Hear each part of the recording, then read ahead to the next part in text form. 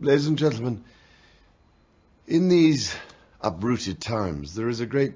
need for constancy, a need for those who can rise above the clamour, the din, and the sheer pace of our lives to help us to rediscover those truths that are immutable and eternal,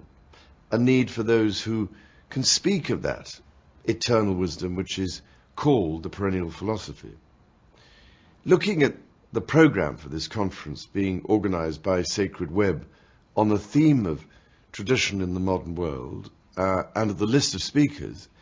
I know that you will be hearing just this kind of teaching from just these kinds of people. Within the overall theme, there would seem to be a marvelous diversity of matters being discussed, matters related to religion, the arts, the economy, the environment, and much else. Although, very sadly, I cannot be with you, I do just want to say that I am always delighted to receive the latest issue of Sacred Web, because so often I come across such deeply revealing and enlightening articles, rich in content and diverse in subject matter. In addition, through the work of the Terminus Academy, of which I am patron, I have been fortunate to enjoy the writings of some of your colleagues, people such as Professor Syed Hossein Nazar, and of course the late Dr. Martin Lings, whose presence amongst us is so profoundly missed. The Terminus Academy has been and remains closely associated with many of those who have written and continue to write for Sacred Web, and indeed for Sophia and other related journals. From the beginning, with the launch of the original Terminus Review, the Terminus Academy has not only been devoted to what its founders have referred to as the arts of the imagination, but has also been committed both to the perennial philosophy and to the notion that man is at root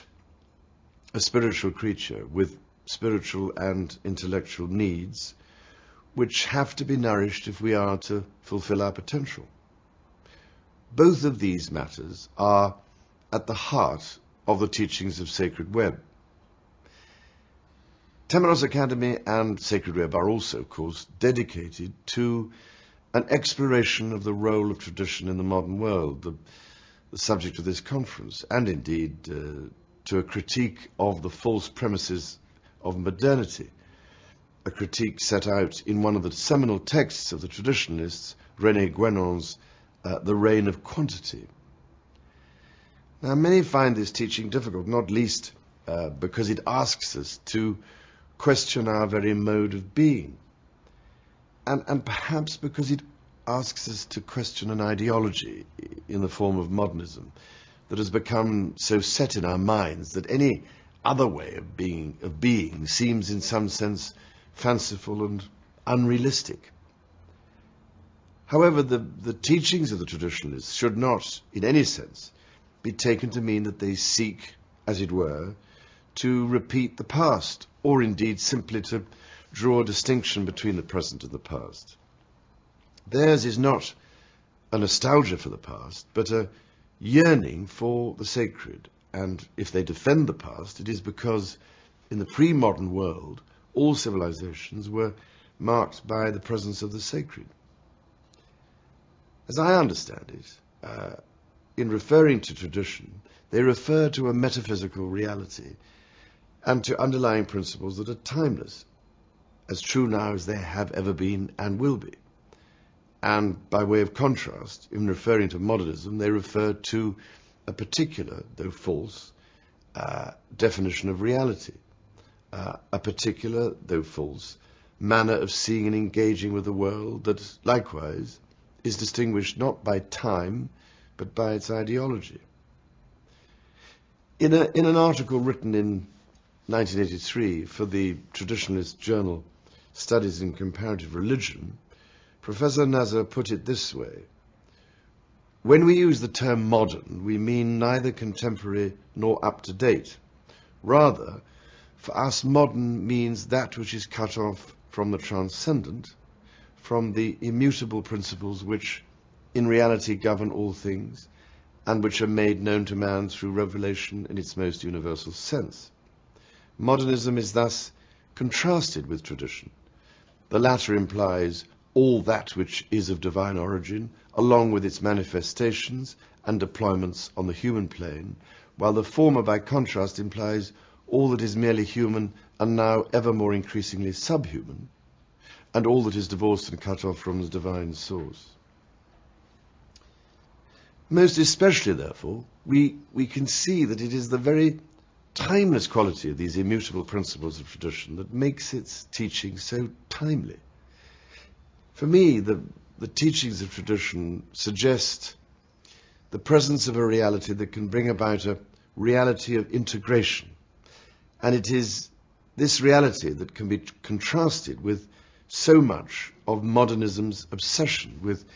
disintegration, disconnection, and deconstruction, that which is sometimes termed the malaise of modernity. Cut off at the root from the transcendent, modernism has become deracinated and has separated itself,